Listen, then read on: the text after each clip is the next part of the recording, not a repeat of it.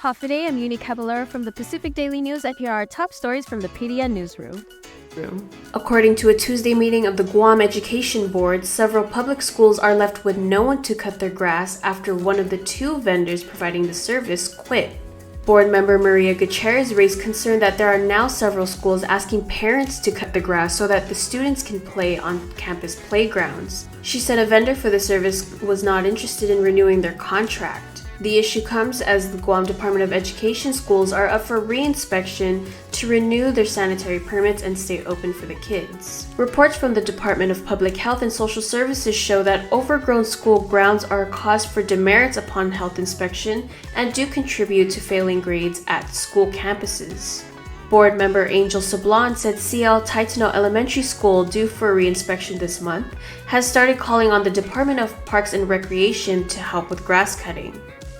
In other news, more funding could potentially go to critical needs when senators convene in an emergency session at 9 a.m. on October 22nd, and possible options include raising the fiscal 2025 revenue ceiling in order to fund those. The Guam Memorial Hospital and Guam Cancer Trust Fund, among others, are facing severe budget shortfalls. Appropriations Chairman Senator Joe S. San Augustine requested the emergency session for his supplemental budget measure, Bill 355-37, which seeks to appropriate $36.2 million from excess fiscal 2024 general fund revenue to cover a range of appropriations, including $19 million for the Guam Department of Education.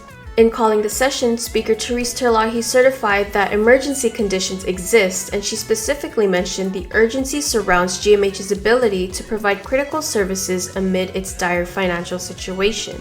The new bulletproof body armor was described to provide much better protection and are easier to wear during an unveiling ceremony on Tuesday. Police Chief Stephen C. Ignacio said at the ceremony that at just under 9 pounds, the new vests are more lightweight and durable compared to the current vests that weigh between 20 to 30 pounds. Each vest, including the metal plates, costs $1,280 and has a lifespan of 7 to 10 years, Ignacio said. GPD ordered 400 plate carrier bulletproof vests, 112 have arrived, and 288 are on the way. The total cost was $512,000 and was paid for by Federal American Rescue Plan funding allocated by the governor's office.